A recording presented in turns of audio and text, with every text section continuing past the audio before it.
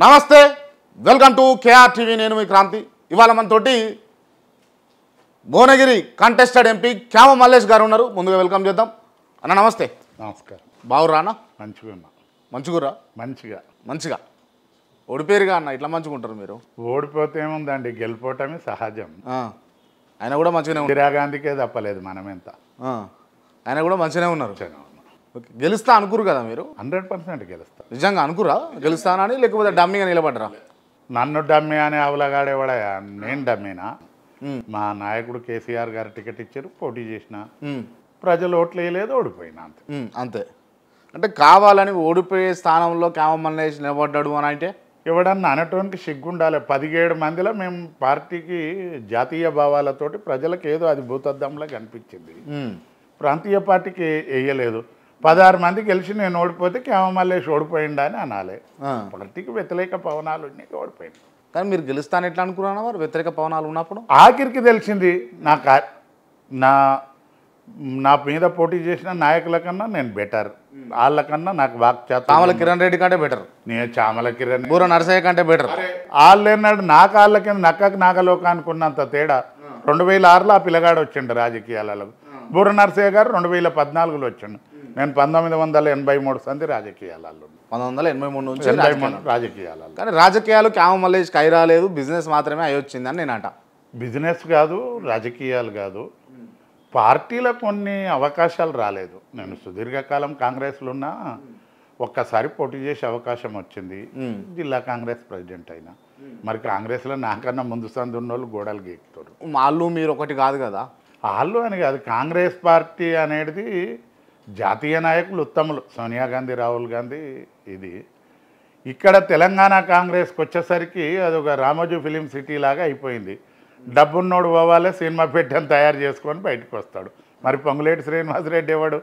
మన కాంగ్రెస్ డిఎన్ఏనే కాదు, వచ్చిండు, పైసలు ఖర్చు పెట్టిండు, రెవెన్యూ మంత్రి అయిండు. మరి 40 ఏళ్ళ సంది కాంగ్రెస్లో గాంధీ భవన్ గోడలు గీక్తారు. గోడలు గీక్తున్న నాయకులు ఎవరు? వాళ్ళ పేర్లు చాలా మంది పేర్లు చెప్పగలుగుతారు. వాళ్ళ పేర్లు ఏంది 50-100 మంది పేర్లు చెప్పగలుగుతా, కట్టేస్తాం. కానీ వాళ్ళని ఇబ్బంది పెట్టినట్టు, పుండు మీద కారం చల్లినట్టు అవుతుంది. అంటే కాంగ్రెస్ పార్టీని మీరు మోసం చేసిరా, కాంగ్రెస్ పార్టీ మిమ్మల్ని మోసం చేసిందా? ఎవడన్నా నన్ను అనడానికి ఆయనకి సిగ్గు శరం ఉండాలి. నేను కాంగ్రెస్ పార్టీని 2010 నుంచి 18 వరకు నా సొంత డబ్బులు ఖర్చు పెట్టి జిల్లా కాంగ్రెస్ అధ్యక్షుడిగా ఉండి పనిచేసిన. ఇవాళ జిల్లాల పాత నాయకులను అందరినీ, ఇవాళ స్పీకర్గా ఉన్న పనిచేస్తున్న గడ్డం ప్రసాద్ కుమార్ గారిని అడగండి, ఎవరినైనా కేఎల్ఆర్ గారిని అడగండి. నేను కాంగ్రెస్ పార్టీకి నేను కష్టం చేసిన. నన్ను ఉత్తమ్ కుమార్ రెడ్డి మోసం చేసిండు. ఒకసారి టికెట్ ఇచ్చినప్పుడు ఈడు మల్రెడ్డి రంగారెడ్డి అని తమ్ముడు టికెట్ ఇచ్చినాక నా మీద పోటీ చేసి ఓడగొట్టారు. వాళ్ళు వెనకంగా కొంతమంది దుష్ట శక్తులు ఉంటారు, కొడుకులు అట్లా చేస్తారు. అది కాంగ్రెస్ పార్టీ స్థితిగతులు గట్లుంటాయి ఈ లోకల్గా. Okay, right. మల్లేష్ అన్న, చాలా అంశాలు అడుగుదామని ఇంటర్వ్యూ పెట్టుకున్నాం మనము. నేను చాలా అంశాలు అడుగుతాం మిమ్మల్ని, ఏదన్నా అడగండి. దీంట్లో మీ మనసును ఒప్పించేది కానీ, మీ రాజకీయంగా ఇబ్బంది అయ్యేది కానీ, మీ రాజకీయానికి లేకపోతే మీ బిజినెస్కి ఇబ్బంది అయ్యేది కానీ ఉంటే వద్దు తమ్మి ఆపేద్దామంటే ఇప్పుడే ఆపుదాం. నేను ఏం ఆపను. నువ్వు గట్టిగా అడిగితేనే నువ్వు జర్నలిస్టు. గట్టిగానే అడుగుతాను. నేను గట్టిగా సమాధానం చెప్తేనే నేను నాయకుడిని. నేనేదో జోకే నాయకుడిని కాదు. జోకే నాయకులు కాదు. జోకే నాయకులు. నువ్వు కూడా డమ్మీ జర్నలిస్టుగా ఉండొద్దు, నాగరాజు లాగా అడగాలి నువ్వు కూడా. మీకు తెలియదా అన్న నేను ఎట్లా అడుగుతానే అడుగు. రైట్. ఓకే అన్న, మీరు జోకే రాజకీయ నాయకుడు కాదు కాబట్టి అలా ఇక్కడనే ఉండిపోయారు మీరు అని నేను అంట. ఇక్కడనే అంటే ఏంది? ఇక్కడనే అంటే చట్టసభలో లేరు కదా మీరు. సరే, నాకు అవకాశం రాలేదు. కాంగ్రెస్ పార్టీ ఒకసారి టికెట్ ఇచ్చింది, గెలిచే టైంలో టికెట్ ఇవ్వలేదు, ఓడిపోయినాను. అప్పుడు ఇండిపెండెంట్గా ఓడగొట్టారు. మన కేసీఆర్ గారు ఎంపీ టికెట్ ఇచ్చారు. పార్టీ పరిస్థితులు కొద్దిగా ఇబ్బందికరంగా ఉన్నాయి, ఓడిపోయినాను. గెలిచినోడేంది, ఓడిపోయినోడేంది? గెలిచినోడేదో దోసుకొని దాచుకొని ప్రజల చేత బజార్ పంటి పోతుంటే 180 మంది ఆడు దొంగల కొడుకు అని తిడతారు. నన్ను ఎవడేం తిట్టాడు, గౌరవంగానే. నాకు ఏ పదవి లేకున్నా రోజు 200 మంది నా ఇంటికి వస్తారు, 100 మందికి ఛాయలు దాపుతాను నేను. నాకేం గౌరవం? నాకు దేవుడిచ్చిన కాడికి మా అయ్యమ్మ సంపాదించిన ఆస్తులు ఉన్నాయి, నేను కష్టం చేసుకొని వ్యాపారం చేసుకున్న ఆస్తులు ఉన్నాయి, నా పిల్లలు వెల్ సెటిల్, నేను మంచిగా ఉన్నా. నేనేం నేను ఏ అధికారికి ఫోన్ చేసినా మర్యాదగా స్వీకరిస్తారు, నేను చెప్పింది వింటారు. నేను తప్పులే చెప్పాను, నాకేముంది. రైట్ అన్న, దయచేసి నా రిక్వెస్ట్, నా పర్సనల్ రిక్వెస్ట్, మీరు బూతులు మాట్లాడకుండా ఇంటర్వ్యూ చేసుకుందామా మనం? బూతులు ఏం మాట్లాడినా నేను బూతులు ఏం మాట్లాడినా? సిగ్గు లేదని. అరే నీకు క్రాంతి ఇట్లా మాట్లాడతావు, రేవంత్ రెడ్డి ఎట్లా ముఖ్యమంత్రి అయిండయా? ఏం మేధావిలాగా గాంధీ మహాత్ముడు అనుకున్నావా? కన్నా బూతులు మాట్లాడితే ముఖ్యమంత్రి అయిండు. బూతులు మాట్లాడినందుకు ముఖ్యమంత్రి అంతే, అంతే, బూతులు మాట్లాడినందుకే ముఖ్యమంత్రి అంటే ఇవాళ రేపు బూతులు మాట్లాడితే దానికే బూతులు మాట్లాడాలి, యూట్యూబ్లలో చూడాలి, ఓట్లు వేయాలి. జనాలకు కొద్దిగా వీక్నెస్ ఉంది. తీన్మార్ మల్లన్నకు 2006లో 2014లో ఎమ్మెల్సీ టికెట్ ఇచ్చినప్పుడు నేను కూడా సహకరించిన పొన్నాల లక్ష్మయ్య గారి దగ్గర, నేను కూడా పోయి ఇవ్వాలని చెప్పిన. ఇవాళ మరి నేను అప్పటికే డీసీసీ ప్రెసిడెంట్, నేనేం కాలేదు. క్యూనోస్ పెట్టిండు, తిడితే జనాలు పిచ్చోళ్ళు అయ్యి ఓట్లు వేసిర్రు. తిట్టినోళ్ళకే వేస్తుర్రు, తిట్టినోళ్ళకే. అంటే తిట్టినోడే రాజకీయ నాయకుడు, అంతే అంతే రేపు అంతే. అంటే బూతులు మాట్లాడకుండా నేను ఇంటర్వ్యూ ఇయ్యా అంటారు మీరు? నేను బూతులని కాదు, నేను స్వచ్ఛమైన తెలంగాణ భాషలో మాట్లాడతాను. ఓకే, నేను తెలంగాణ. అరే ముఖ్యమంత్రి గారే ఈపు చింతపండు చేస్తా, తొండలెక్కిస్తా, మరి రాష్ట్ర ముఖ్యమంత్రి గారే చెప్తుర్రు బూతులు. నేనేమన్నా సిగ్గులేదా అనేది బూత? అంటే కేసీఆర్ గారే నేర్పించారు ఈ బూతులు అనేది? కేసీఆర్ గారు బూతులు కాదు, తెలంగాణ ఉద్యమ సమయంలో ఒక రాష్ట్రాన్ని విడిపోయేటప్పుడు ఆంధ్ర బలం ముందు తెలంగాణ బలం కొద్దిగా వీకే. కేవలం కేసీఆర్ గారు ఆ నాయకత్వం వహించారు కాబట్టి ప్రజలను ఒక ఉద్యమ స్ఫూర్తితోటి ఎమోషనల్ చేసి ప్రజలల్లో తెలంగాణ ఉద్యమ ఆవశ్యకతను ఊటెక్కించి దాన్ని దారిలో తెచ్చి అట్లా మాట్లాడితేనే ప్రజలు ఎమోషనల్ అయ్యారు. అప్పటి ప్రభుత్వం మీద తిరగబడ్డారు, ఉద్యమం చేసారు. కానీ ఆ నాయకత్వానికి అది అవసరం కాబట్టి కేసీఆర్ గారు మాట్లాడారు. కానీ కేసీఆర్ గారు బూతులు మాట్లాడే వ్యక్తి కాదు. కేసీఆర్ గారు అపారమైన అనుభవం ఉన్న వ్యక్తి. అంటే ఎవరు సరితూగారు అంటారా ఇప్పుడున్న రాజకీయ రాష్ట్రంలో? నథింగ్. స్టిల్ టుడే కేసీఆర్ గారికి ఉన్నంత సామాజిక స్పృహ కానీ, ఓ ల్యాండ్ ఆర్డర్ కానీ, డెవలప్మెంట్ కానీ, అన్ని జాతుల పట్ల అవగాహన ఉంది ఆయనకు. ఇవాళ రాష్ట్రంలో నేను రాజకీయాలలోకి వచ్చినాడు చెప్తా ఉన్నా. ఒక ఎన్టీ రామారావు, ఒక డాక్టర్ మర్రి చెన్నారెడ్డి, ఒక కేసీఆర్, వీళ్ళకి తప్పితే ఎవ్వరికి కూడా సామాజిక స్పృహ లేదు. ఎవ్వరికి లేదు. ముఖ్యమంత్రులలో ముగ్గురే. గంత కాస్ లీడరా అన్న? ఎవరు? కేసీఆర్ గారు అంత కాస్ లీడరా అంటారు? కాసు కాదండి, ఐకాన్. కాసు కాదు, ఒక మేలు పర్వతం లాంటి వ్యక్తి ఆయన. ఓకే, అందుకోసమే మీరు బీఆర్ఎస్లోకి వచ్చారు అంతేనా? నేను కాంగ్రెస్ పార్టీలో సుదీర్ఘకాలం ఉన్నాక నాకన్నా ఎక్కువ కష్టం చేసినోడు లేడు, నాకన్నా ఎక్కువ డబ్బులు ఖర్చు పెట్టినోడు లేడు. నా జీవితాంతం 38 ఏళ్ళు పార్టీకి పనిచేసిన కేంద్ర నాయకత్వాందేమో జిస్కి జిత్ని సంఖ్య ఉస్కి ఉత్ని భాగేదారి అని రాహుల్ గాంధీ సిద్ధాంతం. రాష్ట్రానికి వచ్చేనోనికేమో జిస్కా లాటి ఉస్కా భైన్స్, లేకపోతే సోల్డ్ అవుట్, అమ్ముడు బేరం. అది కాంగ్రెస్ పార్టీ సిద్ధాంతం. అంటే కాంగ్రెస్ పార్టీ అమ్ముడు బేరం అంటే అమ్ముడు బేరమే. అమ్ముడు బేరం ఛాలెంజ్ ఎవడన్నా కాదు అని చెప్పమని. ఇలా పొంగులేటి శ్రీనివాసరెడ్డి ఏం గాంధీ మహాత్ముని వారసుడు అని ఇచ్చిరా? రాజా ఏది రెవెన్యూ మినిస్టర్ ఎవడండి? పొంగులేటి శ్రీనివాసరెడ్డి. జూపల్లి కృష్ణారావు ఎవడు?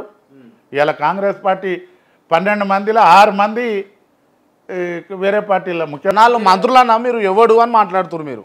అరే మంత్రులు కాదని అంటలేను, వాళ్ళు అంటలేరు. ముఖ్యమంత్రి గారు ఒక ప్రతిపక్ష నాయకుడిని, వయసులో పెద్ద ఆయనను మర్యాద ఇచ్చి మాట్లాడాలి. నేర్పేదే ఆయన. ఈపులు వలగొట్టుర్రి, తొండలెక్కిరి, ఆయన నోరుతోటే ప్రజలు ఎమోషనల్ అయ్యి కొడంగల్లా అధికారుల మీద తిరగబడ్డారు. కొడంగల్లో అధికారుల మీద తిరగబడ్డదానికి కారణం బీఆర్ఎస్ పార్టీ నాయకులు అని అంటే? ఈ బేకార్ మాటలు మాట్లాడొద్దు, కలెక్టర్ గారు నా మీద దాడి జరగలేదు అన్నాడు. మనం లైవ్లో చూసినాం, అవునా కాదా? ఇవాళ వచ్చి కుట్రతోటి కేసులు పెట్టిస్తావు. అంటే నీ అల్లుని కోసం భూమి గుంజుకొని రైతులది. ఇవాళ కేసీఆర్ గారు రాష్ట్ర ముఖ్యమంత్రి అయినాక ఒక 1,00,000 రూపాయలు ఉన్న భూమి 1 కోటి రూపాయలు అయింది. భూమి గుంజుకుంటాం ఏమంటే ఏం ప్రజల అమాయకులా ఏంది? గుంజుకోనికి ఏమన్నా ఇదా? అంటే ఆడ సేకరిద్దామని పోయి విచారిద్దామనే పోయిరు, కానీ ఆడ గుంజుకుందామని పోలేదు. అంతలోపే కావాలని బీఆర్ఎస్ వాళ్ళే ఆడి ఆడ క్రాంతి తప్పది. ఏడ ప్రజాభిప్రాయ సేకరణ పెట్టిన స్వేచ్ఛాయుత వాతావరణంలో పెట్టమనండి ఛాలెంజ్ గవర్నమెంట్కు. పోలీసు వాళ్ళు పెట్టి అణిచివేస్తారు, రానియరు, ఎన్నో కార్యక్రమాలు చేస్తారు. ప్రజలు తిరుగుబాటు చేశారు మా భూమి ఇయ్యము అని. నిజంగా మీరు గుండె మీద చేసుకొని చెప్పండి అన్న, ఆడ జరిగిన దాడిలో బీఆర్ఎస్ పాత్ర ఉందా లేదా? ఎవడన్నా బూతులు మాట్లాడకుండా చెప్పండి. ఎవడన్నా నోట్లు ఎల్లు పెడితే కురకక్కుకుంటారా అన్నట్టు వాళ్ళ భూములు గుంజుకుంటే వాళ్ళు అంత అమాయకులు అండి భూములు ఇవ్వనీకే. అంటే కలెక్టర్ మీద దాడి చేస్తారా? కలెక్టర్ మీద నా మీద దాడి, పోలీస్ అధికారుల మీద దాడి చేస్తారా అన్న? కలెక్టర్ గారు నా మీద దాడి చెయ్యలేదు అని ప్రతీక్ జైన్ గారు చెప్పారు. ఇప్పటికీ లైవ్ లో యూట్యూబ్ లో కార్లు వాళ్ళు కొట్టారు చూసారా? రైతులు కొట్టిర్రు, రైతులు తిరుగుబాటు. రైతులేనా బీఆర్ఎస్ నాయకులు అంటున్నా నేను? బీఆర్ఎస్ నాయకులు ఎందుకుంటారండి? ఆ ఊరు రైతులు, కాంగ్రెస్ వాళ్ళు కూడా ఉర్రు అందులో భూములకు. ఇలా రేవంత్ రెడ్డి గారికి ఒక 800-1000 ఎకరాల పట్టేదారునని ఆయనే చెప్పిండి. ఎంత ఉందో నాకు తెలియదు. మరి ఆ 1000 ఎకరాలలో ఫార్మా పెట్టమానండి. ఫారెస్ట్ పక్కకుంది, నల్లమల పక్కకుంది, ఎవరికి పొల్యూషన్ రాదు. అది ఆయన ఇచ్చేస్తే ఆదర్శంగా అందరు ఇస్తారు. ఎకరా చేసుక బతికితోని భూమి గుంజుకుంటామంటే ఏమన్నట్టండి? అరే రేవంత్ రెడ్డి ఏమంటారు ఇప్పుడు? అవును, ఇవ్వాలి ఆయనకు. ఆయన ఆదర్శ పురుషునిలాగా ఆయన కూడా విగ్రహాలు పెడతారు గాంధీ మాత పెట్టినట్టు. అంటే ఏదో ఎటకారంగా అంటారు కదా? ఎటకారం కాదు, నిజంగా అంటున్నా. భూదాన్ ఉద్యమాన్ని చేసిండు పోచంపల్లిలో ఒక పెద్ద మనిషి, రామచంద్రారెడ్డి గారా ఆయన పేరేదో. ఆయన విగ్రహాలు పెట్టిర్రు. రేవంత్ రెడ్డి గారు కూడా అట్లనే పెడతారు. ఆయన భూమి ఇస్తే 800 ఎకరాలు. నేను ఫస్ట్ టైం వింటున్నా మీరు రేవంత్ రెడ్డి గారు అంటారు మీ నోట్లకించి. నేను ఎప్పుడున్నా ఏకవచనంతో పెద్దోళ్ళని మాట్లాడే సంస్కారం నాకు లేదు. నేను ఎప్పుడున్నా పెద్దోళ్ళని గౌరవిస్తా. ఓకే, మళ్ళీ రాజకీయాలు మాట్లాడుకుందాం అన్న. మీ ఆస్తి ఎంత ఉంటుంది అన్న? నాకు 150 ఎకరాల భూమి ఉంటుంది. ఎట్లా మంచిగా ఉందా? దందా మంచిగా నడుస్తుందా మీది? దందా రేవంత్ రెడ్డి గారు వచ్చినాక పుణ్యమా అని కథం అయిపోయింది. ఓకే, అంటే ఇల్లు కూడా బాగుంది. అరే నేను ఇవాళ ఏదో లీడర్ని అయి మందిరం మంచి కట్టుకోలేదండి. మా ముత్తాతలకెళ్ళి మేము గొర్రె కాసిన భూస్వాములమే. అంటే గొర్రెల కాసిన కాంచెల్ని మీరు ఇలా అంటే గోల్కొండ కిల్లాని కొనేంత స్థాయికి ఎట్లా ఎదిగిరు మీరు? నీకు ఒకటి చెప్పుదునా, నేను ఎవరినో మందిని ముంచో నా రాజకీయాలలో వచ్చినాక ఒక తిరుపతి లెటర్ కూడా ఇలా లీడర్ దగ్గర అడుకోలేను. చెయ్యాలి. నువ్వు ఎవరినన్నా అడగండి, కాంగ్రెస్లో అడగండి, టీఆర్ఎస్లో అడగండి, నేను ఏ పార్టీలో ఉన్నా అడగండి. తెలంగాణ ఇక్కడ ఏనండి, తెలంగాణ రాష్ట్రం ఏర్పడ్డాక 1,00,000 రూపాయలున్న భూమి ఇవాళ 4 కోట్లు 5 కోట్ల ఎకరం అయింది. ఇవాళ నా కుటుంబానికి 150 ఎకరాల భూమి ఉంటుంది. ఇవాళ మరి 150 × 3 లెక్క పెట్టుకున్నా 450 కోట్లు, 150 × 2 లెక్క పెట్టుకున్నా 300 crores. ఓకే, అది మా తాతల కాలంకి వెళ్ళి వస్తుంది. అంటే మీరు చిన్నగా ఉన్నప్పుడు గొర్రెలు కాస్తుండే, గొర్రెల కాడికి పోతుండే అని నిజమేనా అన్న? నేను గొర్రెకాడ చదువుకునేది, గొర్రెకాడికి పోయేది. గొర్రెకాడికి పోయేది అంటే గొర్రెకాడికి పోయి ఇంత డెవలప్మెంట్ ఎట్లా అన్న ఒక మనిషి జీవితంలో? అరే భగవంతుడు సృష్టించినప్పుడు ఆ మనిషికి DNA ఇస్తారు. రాష్ట్రపతులు అయిన వాళ్ళ కొడుకులు దివాలు తీస్తుర్రు. ఇవాళ దామోదరం సంజీవయ్య గారి మనమడో కొడుకు మన యూట్యూబ్లో చూసిన వాచ్మెన్గా చేస్తుండు, మాజీ ముఖ్యమంత్రి కొడుకు. నేను గొర్రెగాసి మా నాయన గొర్రెగాస్తే మా నాయన గొర్రెగాసిన తెలివి తప్పినోడు కాదు. 1000 గొర్రెలు 1 గొర్రె లేకపోతే చూసి చెప్పేది మా జీతగండ్లకు, అరే పలాంది లేదు అని. తెలివికి వృత్తికి, తెలివికి భాషకు సంబంధాలు ఉన్నాయి. ఇంగ్లీష్ వచ్చినోడు ఏం తెలివి కల్లోడు అనుకుంటున్నావా? అది భాష, తెలివి వేరే. మా నాయన గొర్రెగాసిన అందులో ప్రావీణ్యత ఉండే. నాలెడ్జ్ ఉండాలి, సబ్జెక్ట్ ఉండాలి, అంతే అంతే అంతే అంటున్నాను. కానీ నాలెడ్జ్ ఉండి, సబ్జెక్ట్ ఉండి, డబ్బులు ఉండి ఇంకా కూడా క్యామ మల్లేష్ లీడర్ అయ్యిండు అన్నట్టుగా కనబడలే ఏడా కూడా. నేను లీడర్నే, ఆడు పదవి రాగానే అయిపోయినా. క్రాంతి పదవి ఉన్ననాడు కొడుకులు గవర్నమెంట్ కారు వస్తే పెద్ద కార్లు ఎక్కుతారు. ఆ పదవి ఉన్ననాడు డ్రై క్లీనింగ్ బట్టలు తొడుగుతారు. నేను 1985 సంది డ్రై టిప్ టాపే తొడుగుతాను, నాకు తక్కువ తొడగాను. మంచి కార్లు ఉన్నాయి నాకు, ఉన్నాయండి కార్లు. అదేందండి నా కింద ఉన్న కార్లు ఆయన అద్దెకర భూమి అమ్ముకుంటే అటువంటివి ఇంకా 4 వస్తాయి.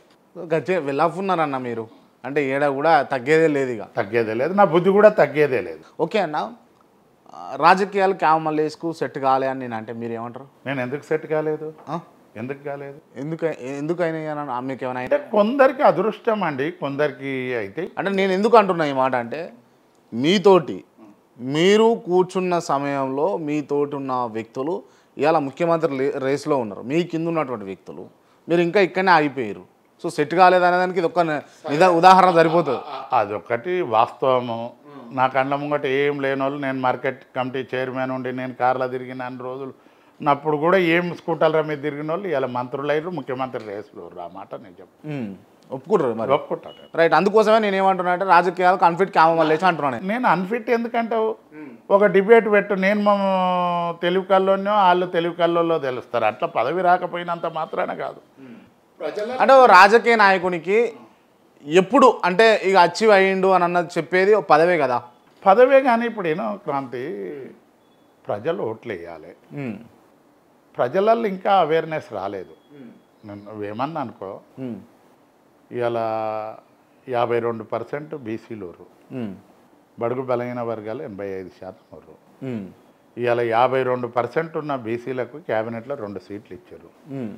ఆ ఇచ్చిన 2 కూడా ఎసంటి వాళ్ళు అంటే వాళ్ళు లేక వచ్చింది నలిచి జోలెడ పోసుకుందామనే బాపతులు.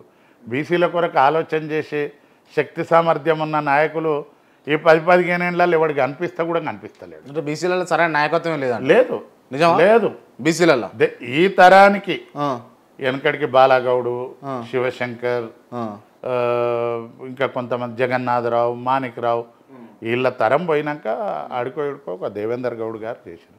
కడమలకి ఎక్కడదండి, ఎవడొస్తే ఆయన కుటుంబానికి. బీసీలకు లేదు, ఎస్సీలలో కూడా లేదు. ఇలా 70 ఏళ్ళు అయింది ఫ్రీడమ్ వచ్చి. డాక్టర్ బాబాసాహెబ్ అంబేద్కర్ గారు చట్టసభలలో కూడా ఎస్సీలకు రిజర్వేషన్ పెట్టిండు. 19 అసెంబ్లీలు ఇచ్చిండు. అదే 19 మంది నిలబడుతురు కానీ 21 ఎవడన్నా నిలబడుతున్నాడు? గడ్డం వివేక్ అన్న మంచి సంపన్నుడు, వాళ్ళ అయ్య కాలంలోనే ఆయనే ఒక జాతీయ నాయకుడు వెంకటస్వామి గారు. అవును.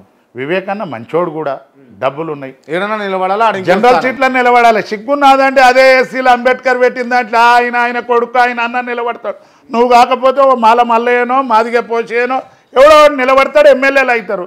మీకేముందండి? దామోదర్ రాజనరసింహ గారు సమైక్య రాష్ట్రంలో ఉప ముఖ్యమంత్రి, ఆయన మళ్ళీ అదే రిజర్వ్ సీట్లో నిలబడతాడు. భట్టి గారు ఇవాళ ఉప ముఖ్యమంత్రి, నీకు దమ్ముంటే జనరల్ సీట్లో నిలబడు, ఖమ్మంలో నిలబడి గెలుచు, హైదరాబాద్లో నిలబడి గెలుచు.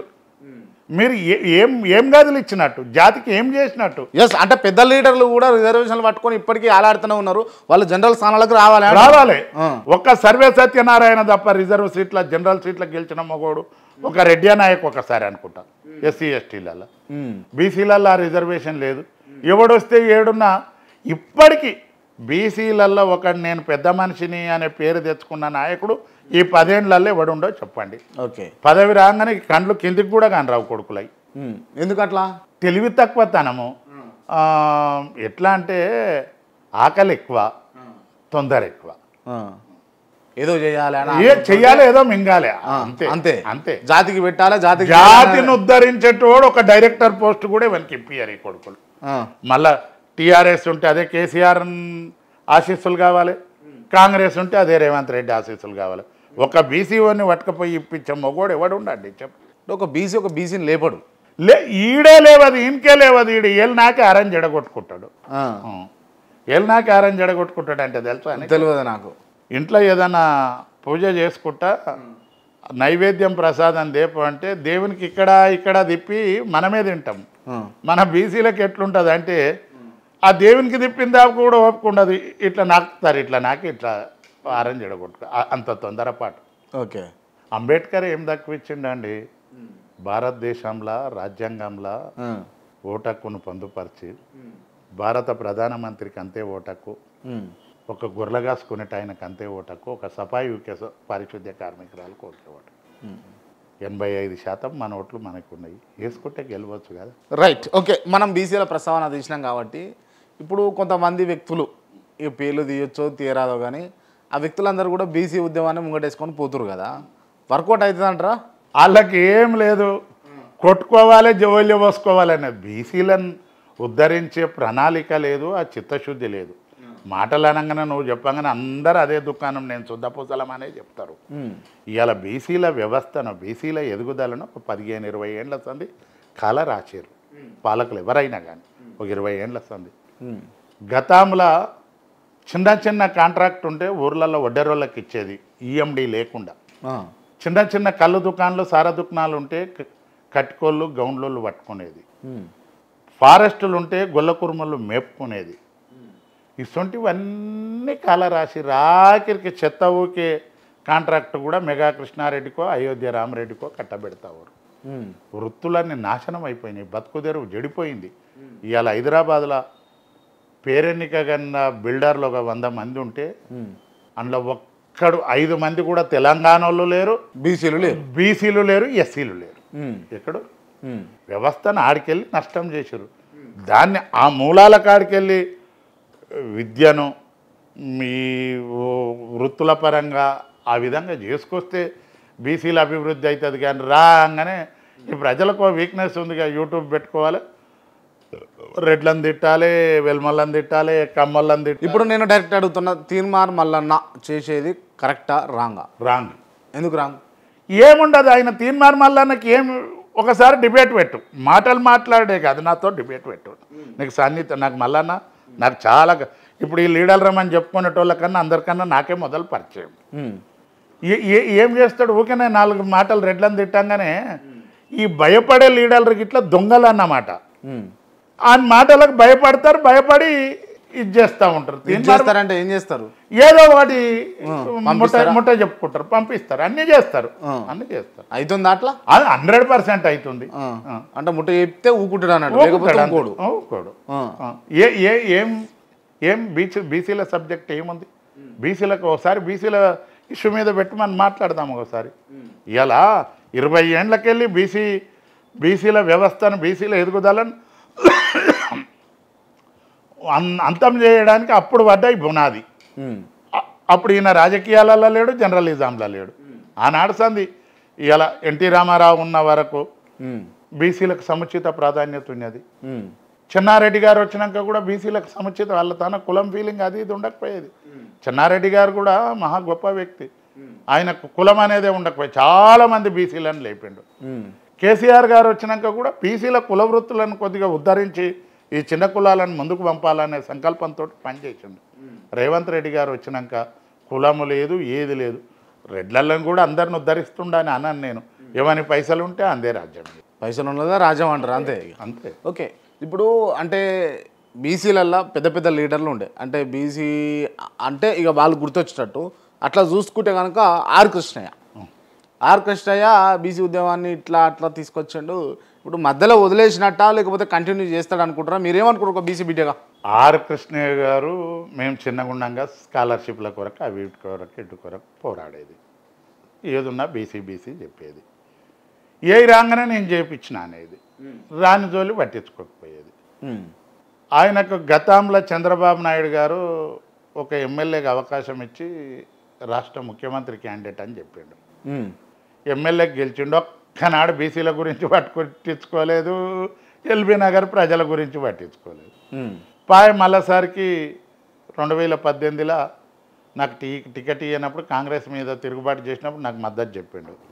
మళ్ళీ తెల్లారి పిలిచి అనగానే మిర్యాలగూడలో పోయి నిలబడ్డాడు, ఓడిపోయిండు, వచ్చాడు. మళ్ళీ పోయి జగన్ పంచన పడ్డాడు. జగన్ గారు కూడా తక్కువేం చేయలే, ఆయనకు రాజ్యసభ సభ్యత్వం ఇచ్చాడు. భారతదేశంలోనే అత్యున్నతమైన పెద్దల సభకు ఎంపీగా పంపాడు. ఆయనకి ఎంత మంచి అవకాశం, జాతీయ అధ్యక్షుడు. అంటే ఆ బీసీ సంఘం జాతీయ అధ్యక్షుడు అనుకున్నా నడుస్తుంది, వాళ్ళకి ఇంటర్నేషనల్ అధ్యక్షుడు అనుకున్నా నడుస్తుంది. ఇప్పుడు 2 దుకాణాలు ఉన్నాయి, ఒకటి ఆర్ కృష్ణయ్య గారిది, ఒకటి జాజుల శ్రీనివాస్ గౌడిది. ఆ దుకాణాలు ఇంటర్నేషనల్ అంటే కాదనేటోడు ఎవడాలి. దుకాణాలు అంటే ఏందన్నట్టు అవి అది పెట్టుకొని అది ఒక దందా నడిపిస్తారు. దుకాణమా అంటారు? దుకాణమే, అది దుకాణమే. దుకాణంలో అమ్ముడు కొనుడు ఉంటుంది కదా, దుకాణాలలో అమ్ముడు కొనుడు ఉంటుంది కదా, అమ్ముడు కొనుడు అవుతుందా? నేను చెప్తాను. ఆర్ కృష్ణయ్య గారికి రాజ్యసభ ఇచ్చిండు. నువ్వు పార్లమెంట్లో ప్రధానమంత్రిని, భారతదేశంలో నీ వాణి వినిపించేది ఉండే, నీకు రాజ్యసభ ఇస్తే రాజ్యసభకు రిజైన్ చేసి వచ్చినావు, మరేం ప్రధానమంత్రి పదవి ఇవ్వాలన్నా, నీకు రాష్ట్రపతికి ఇట్లా ఇవ్వాలన్నా? నువ్వేం చేసినట్టు బీసీల కొరకు? ఏం చేయలేదా బీసీలకు ఆర్ కృష్ణ? అరే నువ్వు ఏం చేసినావు? ప్రభుత్వం చేస్తే నేను చేసి వచ్చిన దానికి సపోర్ట్లు కొడితే దానికి జేగులు చేతిలో పెట్టుకొని కూర్చుంటివి. అంటే నిజంగా అంటే బీసీలు అని అంటే ఆర్ కృష్ణ తప్పది, అది తప్పు. ఏదేమన్నా ఎవరో ఏమో చేసినామనేది నీకు ఇంకా ఎన్నో చట్టసభలలో బిల్లు పెట్టించేది ఉంటుంది. నువ్వు ఎంపీకి ఉంటే పెట్టిస్తావు, ఎంపీకి ఉంటే ప్రైమ్ మినిస్టర్ని కలవడానికి పోతావు, నువ్వు ఇలా పోతే ఎవడు కలవనిస్తాను నేను? ఆ. దాదుల శ్రీనివాస్ గౌడ్ ఉమ్. బీసీ అని 2 మీటింగులు పెడతాడు, ఎవడు పైసలు ఇస్తాను. నేను మన భువనగిరికి నేను బూర నర్సే ఇద్దరం బీసీలం పోటీ చేసినాం, ఇద్దరిని కాదని చామల కిరణ్ రెడ్డి కోటేయమని చెప్పిండు అసలు. నిజమా ఇది? నిజం నిజం. అరే నిన్న నేను శ్రీనివాస్ గౌడ్ ఒకటే మీటింగ్లో డైరెక్ట్ స్టేజ్ మీదనే చెప్పినా, నేను నాకేం భయం. ఆ. నువ్వు గీసీలు కాదు బ్రదర్, బీసీలకు కూడా ఎవడో ఏమో చెయ్యాలనేది కాదు. ఈ రాష్ట్రంలో అత్యధికంగా జనాభా ఉన్న బీసీలు వాళ్ళ ఓటు వాళ్ళు వేసుకుంటే చాలు. అంబేద్కర్ అంత మంచి అవకాశం కల్పించండి. మనకు బుద్ధి లేక ఎవరినో అనుడేంది? బీసీలకి బుద్ధి లేదంట. బుద్ధి లేదు, ఓటాకి ఇచ్చిండు, ఇంకేం కావాలి జనాలకు? ఇంకేం కావాలి? ఆ. ఇవాళ బీసీలను అధికారం వాళ్ళ చేతులు ఉంది, జీవో 29 తెచ్చి ఖతం పట్టించారు బీసీ ఎస్సీలను. ఉమ్.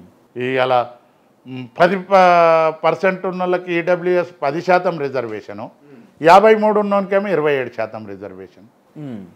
ఒక్క బీసీ ఎమ్మెల్యే కానీ మంత్రి కానీ సిగ్గున్నాదండి? మాట్లాడడానికి లేదు. కొడుకులు బీసీలమని వస్తే ఈ కిందున్న బీసీలు చెప్పుతో కొట్టాలి కొడుకులను ఒకనొకరిని.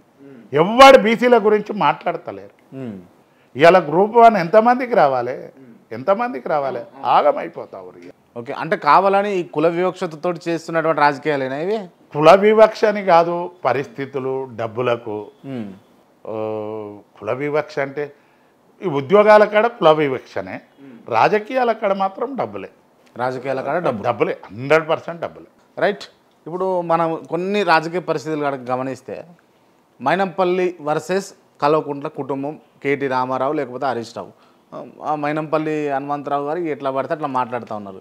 మీరు బీఆర్ఎస్ పార్టీ నాయకులుగా, ఒక బీసీ నాయకునిగా మీరు ఏం మాట్లాడతారు దీని మీద? మైనంపల్లి హనుమంతరావు గారు టీడీపీలో ఉన్నాడు, టీడీపీకి వెళ్ళి బీఆర్ఎస్లోకి వచ్చాడు, బీఆర్ఎస్లోకి వెళ్ళి మొన్న ఆయన కొడుకు టికెట్ ఇవ్వకపోతే కాంగ్రెస్లోకి వెళ్ళి కాంగ్రెస్లకు పోతాడు. 2-3 నెలలు అనగా రేవంత్ రెడ్డి గారిని ఈయన మహేందర్ రెడ్డి గారిని కొడుకులు రేవంత్ రెడ్డి గారిని మహేందర్ రెడ్డి గారిని గుద్దవల కొడతా అని చెప్పిన ఆయన కూడా అన్నాడు టీవీలల్లో.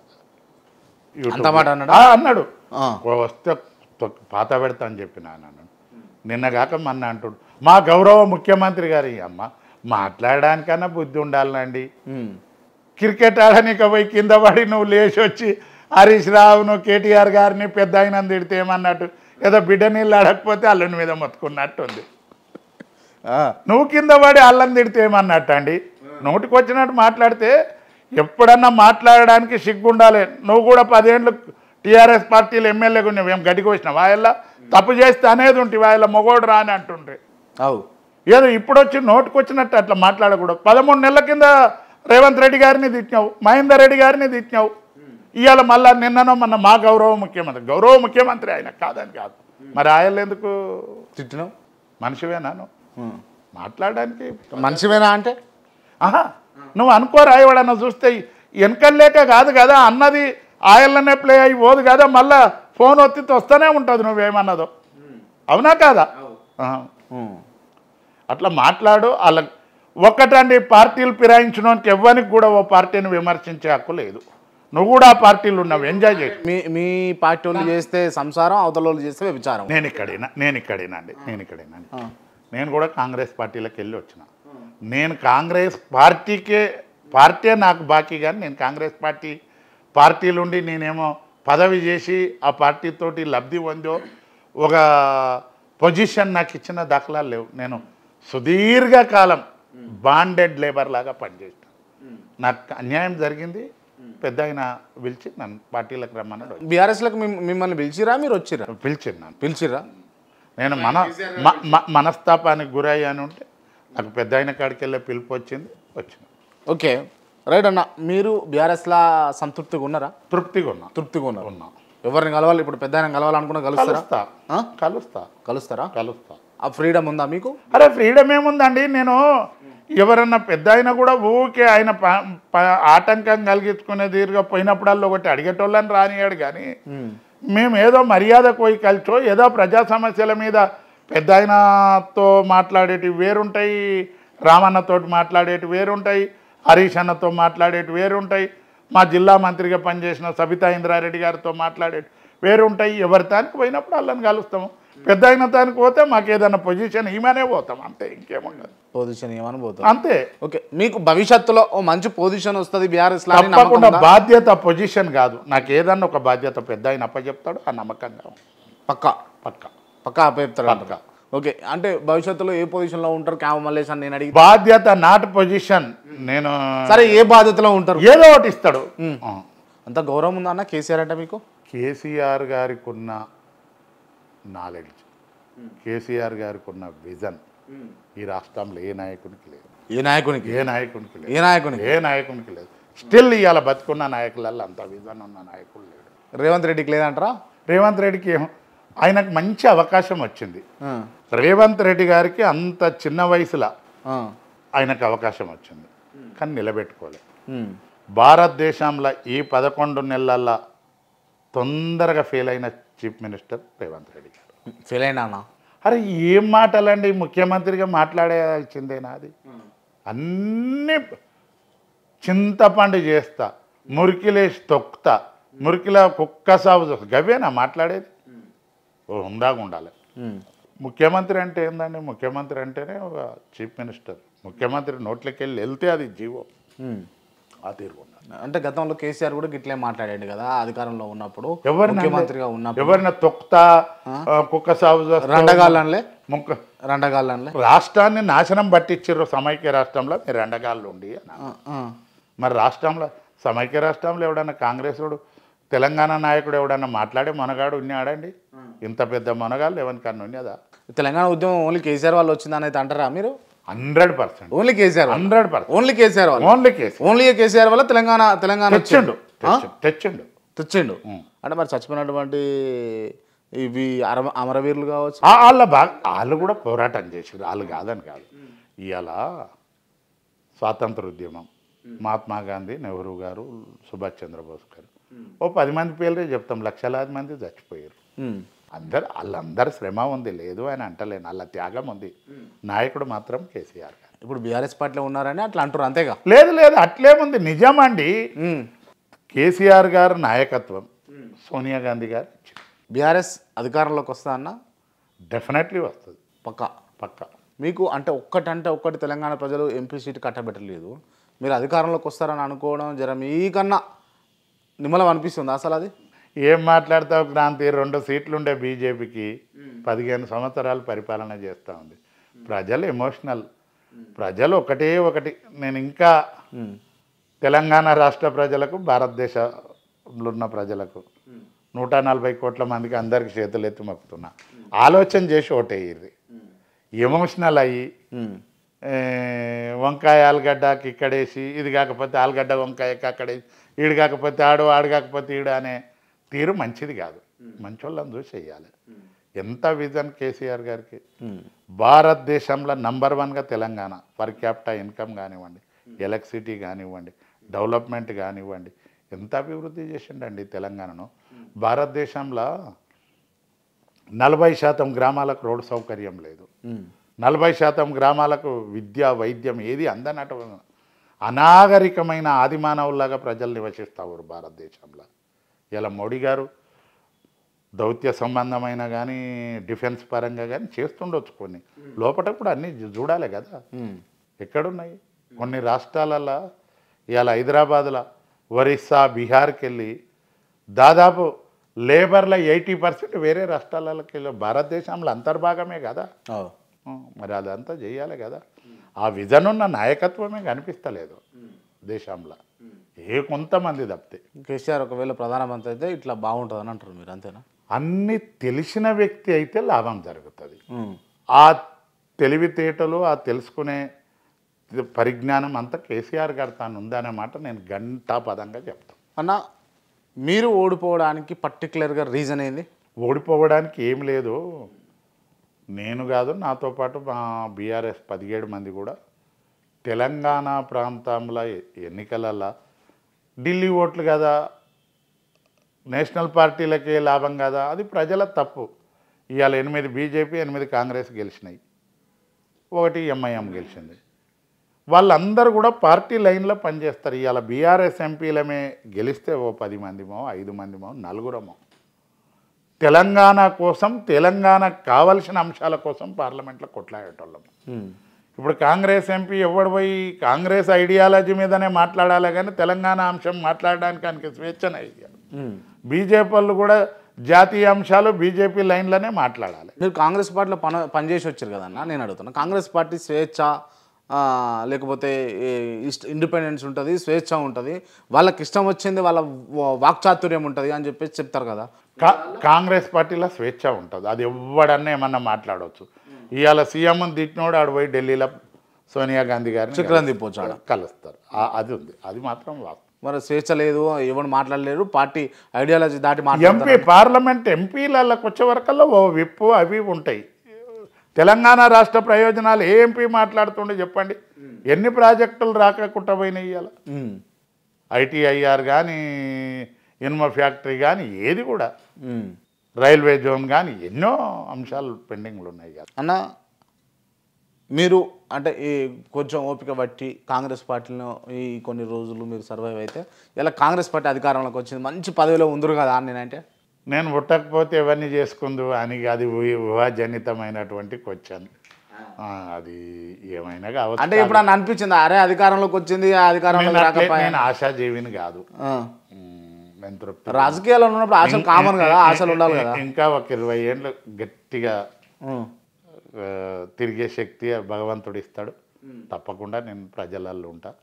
తప్ప మా నాయకుడు కూడా నా ఆలోచన, నా నడవడి, నా క్యారెక్టర్ను చూసి నాకు కూడా ఒక పని చేయమని బాధ్యత చెప్తాడు. తప్పకుండా సమర్థవంతంగా అవకాశం వచ్చినాడు చేస్తాను. అంటే మీరు ఇచ్చిన పనినే సమర్థవంతంగా నిర్వహించలేకపోయిర్రు భువనగిరిలో అంటే క్రాంతి ఏదో నువ్వు మళ్ళొకసారి రెండోసారి రిపీట్ చేయనీకు.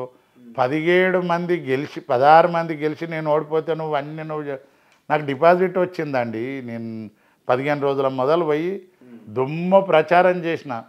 ఒక దశలో ఇంటెలిజెన్స్ రిపోర్ట్ కూడా మళ్ళీ దగ్గరకు వచ్చింది, 1.5% తేడాలు ఉందని మా నాయకుడు చెప్పిండు, ఇంటెలిజెన్స్ వాళ్ళు చెప్పారు. సరే ప్రజలలో మార్పు వచ్చింది, కాంగ్రెస్ వాళ్ళు కొద్దిగా డబ్బులు వంచారు, అవన్నీ జరిగి. మీరు వంచలేదా అన్న డబ్బులు? ఒక్క రూపాయి కూడా. అందుకే ఓడిపోయారా నేనంటే? అది కూడా కారణం ఉండొచ్చు.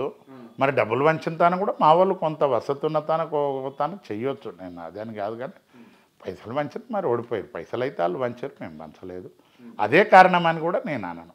అన్న మీ పార్టీలోకి నుంచి, బీఆర్ఎస్ పార్టీలోకి నుంచి కాంగ్రెస్ పార్టీలకు ఎమ్మెల్యేలు కొంతమంది పాత బీఆర్ఎస్ వాళ్ళంతా పోయారు కదా, పాత కాంగ్రెస్ వాళ్ళంతా కూడా ఎందుకు పోయారు అన్న? ఎవరు కాంగ్రెస్? పాత కాంగ్రెస్ గుత్త సుఖేందర్ రెడ్డి గారు కావచ్చు. గుత్త సుఖేందర్ రెడ్డిది ఏ పార్టీ? గుత్త సుఖేందర్ రెడ్డి గారి తొలుత తెలుగుదేశం అధికారంలో ఉన్న రోజులు అందులో అనుభవించండు. కాంగ్రెస్ రూలింగ్లోకి వస్తే అందులోకి వచ్చిండు, టీఆర్ఎస్ రూలింగ్లోకి వస్తే ఇంట్లోకి వచ్చిండు, మళ్ళీ కాంగ్రెస్ అందులోకి వస్తే అందులో. వీళ్ళంతా పరాన్న జీవులు, నాయకులు కాదు. ఈ కొడుకులు పచ్చగున్న తాన తింటారు, ఎచ్చగున్న తానం అంటారు. ఏది అధికారంలో ఉంటే అది. మళ్ళీ కాంగ్రెస్తో పార్టీలు ఉండి టీఆర్ఎస్ను విమర్శిస్తే జనాలు చెప్తూ కొడతారు. ఎప్పుడు ఇండ్లు ఉండిపోయినోడవే, నీకు ఇంట్లో విమర్శించడానికి ఏం రైట్ ఉంది? నీకు సిగ్గుండాలి మాట్లాడడానికి. సుఖేందర్ రెడ్డికి టీఆర్ఎస్ను విమర్శించేద్దమ్మా, విమర్శిస్తున్నాడు కదా, సిగ్గాన్ని ఉండాలి మాట్లాడడానికి. వాళ్ళు కాంగ్రెస్ పార్టీని ఉద్ధరిస్తామని పోరు, ఈ పార్టీలు ఫిరాయించే కొడుకులు బతుకుదామని పోతారు అండ్లకు. ఇవాళ పొంగులేటి శ్రీనివాసరెడ్డి ఇండ్లుండి అండ్లకు పైసలు పెట్టే మంత్రి అయిండు. పోచారం శ్రీనివాసరెడ్డి ఏంది సావనికి దగ్గర అయినానికి ఏం తక్కువైంది? కేశవరావు కండ్లు కానరావు చెవులినవాడు, ఆయనకేం తక్కువైంది? ఏమనంటే పోచారం శ్రీనివాసరెడ్డి నా మొదలు లైఫ్ కాంగ్రెస్దే అంటే ఎట్లుంటుంది అంటే, ఈ కొడుకుల మాట మొదలు ఒక మొగన్ని చేసుకుంటారు. మొగన్ని చేసుకొని ఆడు జర గరీబ్ ఉంటే ఇడిచిపెట్టి పచ్చగున్నోనంటే పోతారు. ఈయన్ని ఇడిచి అన్యాన్ని ఇడిచి ఇన్యాన్ని ఇడిచి ఓ 4-5 మొగల్ని ఇడిచిపెట్టి మళ్ళీ నువ్వే నా మొగడవయ్యో, నేను నీకే ముండమోస్తామో, నీకే పసుపు పెడతామో, నీకే గాజులు తీస్తామో అని పోతారు. అట్లాంటి వాళ్ళని ఏమంటారు అన్న? ఇక వాళ్ళని ఏమంటారు, అది తెలుగులో ఏదో సామెత ఉంది, 12 మందిని ఇడిచి మళ్ళీ సత్యతూతులకు అతని తానికి పోతారు. అసంటోళ్ళు మళ్ళీ బీఆర్ఎస్లోకి వస్తారని చెప్పగానే చెప్తున్నారు అన్నట్టు మీరు. అంటే బీఆర్ఎస్లకే కాదు, అవసాన దేశకి ఎవడుంటే ఆడే మొగడాళ్ళకు ఆడికే ముండమోస్తారు అంతే. అంటే వీళ్ళు నికాసైన నాయకులు అయితే కాదంటారు మీరు? బీఆర్ఎస్లకు వస్తే మా నాయకుడు అంత ఇది అయిన మనిషి కాడు. ఖచ్చితంగా రానియడు. కార్యకర్తలు కూడా దాని తరపాటు. కానీ రాజకీయ కోణంలో అంటే మాట మీద నిలబడకుండా చేసే పనులు ఎక్కువ ఉంటాయి. వాళ్ళు వేస్ట్ కాళ్ళండి. వాళ్ళకి ఎందుకా బతుకు, ఏమిటికా బతుకు? 20,000 నా డ్రైవర్ 25,000 24,000 ఇస్తాం, ఆడు కూడా బతుకుతా ఉండు. 1,000 కోట్లు ఉన్నోడు పైసలే తినేం బతకాడు. మనిషికి మానవత్వము, ఇజ్జత్తు అది ఇది ఉండాలి. పోచారం శ్రీనివాసరెడ్డి ఏంది, ఇంద్రకరణ్ రెడ్డి ఏంది. ఇంద్రకరణ్ రెడ్డి ఎన్ని పార్టీలు మారే? ఎందుకు మారిరన్న పార్టీలు ఎందుకు గిట్టుబాటే. ఓన్లీ అధికారంలో ఉందని. ఇంద్రకరణ్ రెడ్డి ఏం సుఖమైనోడా? పివి నరసింహారావు కాలంలో ప్రైమ్ మినిస్టర్ కోట్లు దక్కుంటే అప్పుడు కాంగ్రెస్ పార్టీ కొంటే కాంగ్రెస్లోకి పోయిండు. మళ్ళీ కాంగ్రెస్ పార్టీ టికెట్ ఇవ్వకపోతే బహుజన్ సమాజ్ పార్టీ అది ములాయం సింగ్ పార్టీకి వెళ్ళి ఎమ్మెల్యేకి గెలిచిండు. మళ్ళీ టీఆర్ఎస్లకు వచ్చాడు. మళ్ళీ కాంగ్రెస్లకు కోకపేట అంకాల 60-70 ఎకరాలు కబ్జాలు పెట్టారు. అది కాపాడుకుంటేందుకు పోతారు ఆ కొడుకులు.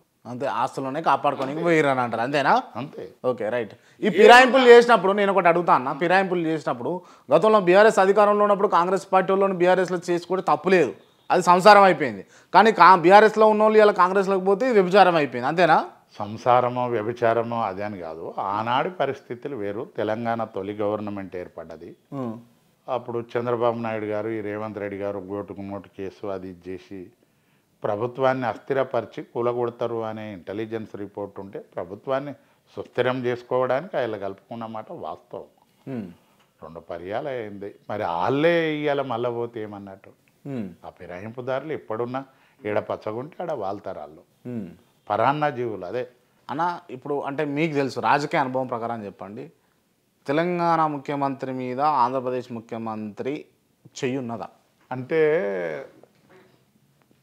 రేవంత్ రెడ్డి గారి పరిస్థితి ఒక 5-6 సంవత్సరాలలో కాంగ్రెస్ పార్టీలకు వచ్చి కేవలం కేసీఆర్ గారిని తిట్టి, కాంగ్రెస్ పార్టీ మేనేజ్డ్ పాలిటిక్స్, ఢిల్లీలో అక్కడిక్కడ కిందోళ్ళకి అన్ని ఇచ్చి పీసీసీ అయ్యిండు, ముఖ్యమంత్రి కూడా అయ్యిండు.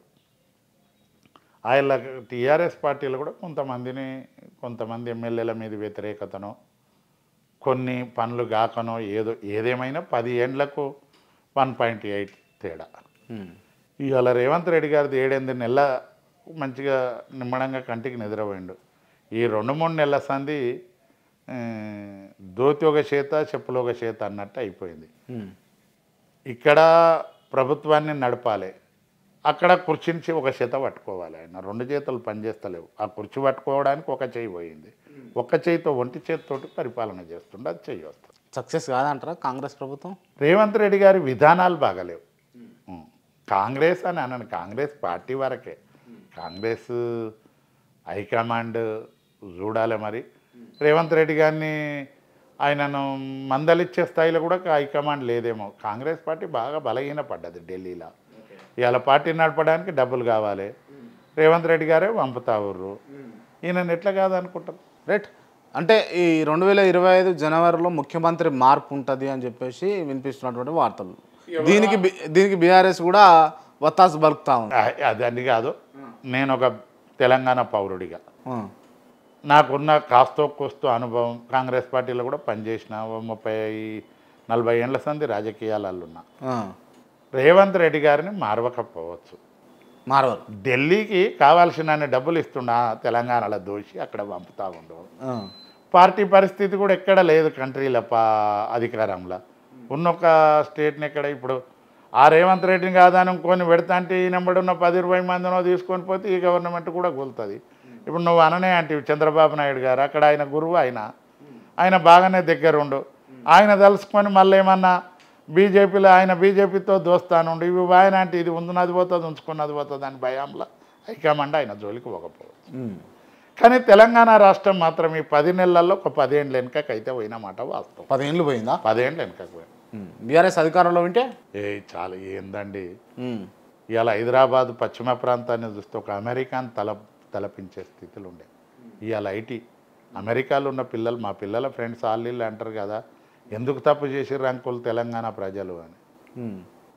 కాంగ్రెస్ నాయకులు అన్నారు, నాకు నార్త్లో అక్కడిక్కడ పరిచయం ఉన్నోళ్ళు, మీ తన కేసీఆర్ వచ్చేది ఉండి ఎందుకు ఇట్లా జరిగింది అని. అన్న, కేటీఆర్ను జైలుకి ఎప్పుడు పంపుతున్నది కాంగ్రెస్ ప్రభుత్వం? అంటే జైలుకి కాదు కదా, ఆయన ఒక ఎంటిక కూడా వికలేరు వాడు. ఎంటిక కూడా ఏం చేసిండని జైలుకి పంపుతారండి? ఏం చేసిండు? క్లియర్గా పంపిస్తాము, అందరినీ పంపిస్తాం, కల్వకుంట్ల ఫ్యామిలీ మొత్తం జైల్లో వేస్తామని చెప్పేసి రేవంత్ రెడ్డి గారు చాలాసార్లు చెప్పారు కదా. ఇక మాటలకు వెనకడికి ఏదో ఒక సామెత ఉంది, ఏనుగు ఎత్తుపడితేనంట దోమ తొడలు కొట్టిందట. ఏ అధికారం లేకపోయినంత మాత్రాన నువ్వు జైలుకు పంపిస్తా అవి ఇవి గట్లనే ఉంది. ఏనుగు దోమ స్కాములు జరిగినాయి గత ప్రభుత్వంలో 10 ఏళ్లలో స్కాములు జరిగినాయి. కాళేశ్వరంలో కావచ్చు, లేకపోతే ఫార్ములా ఈ రేస్లో కావచ్చు, మరికొన్ని అంశాలలో. ఫార్ములా ఈ రేస్ది ఓపెన్గా కేటీఆర్ గారు చెప్పిర్రు నేను ఇచ్చినా అని. దాంతో లాభం ఎంత జరిగింది అనే విషయం చెప్పిండు. ఇవాళ కాళేశ్వరం జోలు చెప్తే ఒక 4-5 జిల్లాలు సస్యశ్యామలమైనవి, ఒక కోనసీమను తలపిస్తూ ఉన్నాయి. ఇవాళ నువ్వు మూసీ నది మురికి సాపు చేయడానికి 1,50,000 కోట్లు అంటావు. ఆయన 4 జిల్లాలు ఇవాళ పాలమూరు ఎత్తిపోతలు కానీ కాళేశ్వరం కానీ వస్తే రాష్ట్రం మొత్తం ఇవాళ భారతదేశంలో అత్యధిక వరి సేద్యం చేసే రాష్ట్రం తెలంగాణగా చేసిండంటే ఇవాళ కాళేశ్వరం మీద మాట్లాడటానికి ఏమన్నా మాట్లాడడానికి ఉండాలి. మూసీలో కాళేశ్వరం నీళ్ళే తెచ్చిపోస్తాను అంటున్నావు కదా నువ్వు. ఏం కాలు అడ్డం పెడితే ఇట్లా నీళ్ళు వస్తున్నాయి అనుకున్నావా? మరి కట్టంతే. మొత్తానికి ఫైనల్గా చెప్పండి అన్న, అంటే ఒక పార్టీ సంబంధించిన వ్యక్తిగా కాకుండా ఒక రాజకీయ అనుభవం ఉన్న వ్యక్తిగా చెప్పండి, కాంగ్రెస్ పరిపాలన బాగుందా, కేసీఆర్ పరిపాలన బాగుండేనా? కాంగ్రెస్ పరిపాలన అనకు, రేవంత్ రెడ్డి గారి పరిపాలన బాగుందా, కేసీఆర్ గారి పరిపాలన? రేవంత్ రెడ్డి గారి పరిపాలన కన్నా 100కు ఈయనకు 15 మార్కులు వేస్తే ఆయనకు 95 మార్కులు కేసీఆర్ గారి గవర్నమెంట్కి పడతాయి. ఏం మంచిగా చేసిండండి, ఒక ఉచిత బస్సు తప్పితే ఏమి ఇచ్చిండు? రుణమాఫీ సగం 30% కూడా కాలేదు, 80% కంప్లీట్ అయిందని వాళ్ళు అంటారు. అరే వాళ్ళే అగ్రికల్చర్ మినిస్టర్ గారే చెప్పారు కదా, తుమ్మల నాగేశ్వరరావు గారు 45% అట్లా చేసినాము. ఓకే, ఇవి మరి క్యామ మల్లేష్ గారు చెప్తున్నటువంటి అంశాలు. మరిన్ని అంశాలతో మరో ఇంటర్వ్యూలో కలుద్దాం. Thank you so much. ఈ ఇంటర్వ్యూ క్లోజ్ చేసే ముందు కొంతమంది వ్యక్తుల పేర్లు కావచ్చు, వ్యవస్థల పేర్లు కావచ్చు చెప్తా, దానికి సంబంధించి ఓన్లీ 1 వర్డ్ ఆన్సర్ ఇవ్వాలి మీరు. రైట్, ముందుగా తెలంగాణ తొలి ముఖ్యమంత్రి కేసీఆర్, డైనమిక్ లీడర్, అవగాహన ఉన్న నాయకుడు. కల్వకుంట్ల తారక రామారావు, మంచి యూత్ ఐకాన్, ఐటీ పట్ల బాగా పరిజ్ఞానం ఉన్న నాయకుడు. తన్నీరు హరీష్ రావు, హరీష్ రావు ట్రబుల్ షూటర్, బాగా మాస్ ఫాలోయింగ్ ఉన్న నాయకుడు. రేవంత్ రెడ్డి మాటలతోటి పొద్దు గడుపుకునే నాయకుడు. బట్టి విక్రమార్క గారు ఆయనకైనా పెద్దగా ఊహించుకుంటాడు, మరో రాజశేఖర రెడ్డిని అన్నట్టుగా ఫీల్ అవుతాడు. ఉత్తమ్ కుమార్ రెడ్డి ఎప్పుడు ముఖ్యమంత్రిని అయినా అని ఎదురు చూస్తూ ఉండు. కోమటిరెడ్డి వెంకటరెడ్డి ఇది ఏడ పొద్దు వెళ్తే ఆడ పొద్దు గడుపుకుందాం అనుకునే నాయకుడు. రాజగోపాల్ రెడ్డికి నాకు ఎప్పుడు మంత్రి పదవి వస్తుందో అనే ఆలోచనలో ఆయన ఉండు. చామల కిరణ్ కుమార్ రెడ్డి, ఇక ఆయన నిన్న మనటి పిల్లగాడు, ఆయనకి ఏముంటుంది. అలా బూర నరసయ్య గౌడ్ గారు కనిపిస్తూనే లేరు. బండి సంజయ్ ఎమోషనల్ లీడర్, ఆయన పొద్దుగురు తిరగని నాయకుడు. ధర్మపురి అరవింద్ చరిత్ర ఎవరికి తెలియదండి. ఆయన లెక్కల అయ్య నాయకుడు ఉండే కొడుకు ఎంపీ అయింది అంతే. సీతకు ట్రైబల్ నాయకురాలు, ఆమె మంత్రిగా పనిచేస్తూ ఉంది. గొంగడి సునీత చాలా కింది స్థాయికి వెళ్ళి వచ్చిన నాయకురాలు, బాగా తెలివి ఉంది. గొంగడి మహేందర్ అన్న ఆయన కార్యకర్తలలో పెద్ద కార్యకర్తలాగా ఉండి పార్టీకి పనిచేస్తాడు. జగదీశ్వర్ రెడ్డి బాగా జిల్లా మీద పట్టున్న నాయకుడు. రఘునందన్ రావు బాగా ఉన్న బీజేపీ లీడర్లలో బాగా తెలివి కల్లోడు. ఈటెల రాజేందర్ సౌమ్యుడు అంతే. కాంగ్రెస్ పార్టీ మంచిదండి, కాంగ్రెస్ పార్టీ మంచిది. కాంగ్రెస్ పార్టీలకు అందరు అదొక పుట్ట, అందులో పాములు పోతాయి, చీమలు పోతాయి, ఈగలు పోతాయి, కందిరీగలు పోతాయి, అన్నీ పోతాయి, అదొక గంగోత్రి. బీఆర్ఎస్ సింగిల్ విండో, ఒక సమర్థవంతమైనటువంటి నాయకత్వం, మంచి డిసిప్లిన్. బీజేపీ మతతత్వాన్ని బూచి చూపించి దేశాన్ని గుప్పిట్లో పెట్టుకోవాలని ఆలోచన. క్యామ మల్లేష్ నికార్సైన ప్రజాపక్షపాతి. మైనంపల్లి హనుమంతరావు ఏ పార్టీ అధికారంలో ఉంటే ఆయన గిట్టుగాడు కాకపోతే తిట్టుకుంటా తిరుగుతాడు. గుత్తా సుఖేందర్ రెడ్డి ఏ పార్టీ అధికారంలోకి ఉంటే అందులోకి పోతాడు. ఆయన కూర్చోడు శాతగానోడు లేవని శాతగానంతో గాంజోలు నాకెందుకండి. పోచారం శ్రీనివాసరెడ్డి అది ఎక్కడ గిట్టుబాటు అయితే అక్కడ పోతూనే ఉండు కదా. ఆయన సత్యతుతులకు పెళ్లి చేసుకున్నట్టుంది ఆయన కథ. క్రాంతి మంచి జర్నలిస్టు, ఇంకా బాగా ఎదగాలని నా ఆకాంక్ష. థ్యాంక్ యూ అన్న, థ్యాంక్ యూ సో మచ్ అన్న. నేను కొన్ని సెంటెన్స్ చెప్తా, దానికి సంబంధించి మీరు say yes or no only. Okay right. Revanth Reddy పరిపాలన ఈ 11 నెలల్లో అద్భుతంగా ఉంది. లేదు. కేసీఆర్ అహంకారం వల్లనే ఓడిపోయాడు. లేదు. రానున్న రోజుల్లో కేటీ రామారావు జైలుకు పోతా ఉండు. పోడు. క్యామ మల్లేష్ను బీఆర్ఎస్ పార్టీ ఓడగొట్టుకుంది. తప్పు. కావాలని క్యామ మల్లేష్కు ఓడిపోయే స్థానం కల్పించింది. ఏది గెలవాలి అది కూడా తప్పు. బీఆర్ఎస్ బీజేపీ ఒక్కటే కాదు. రైట్. ఓకే అన్న, థ్యాంక్ యూ సో మచ్. నేను మీ క్యామ మల్లేష్.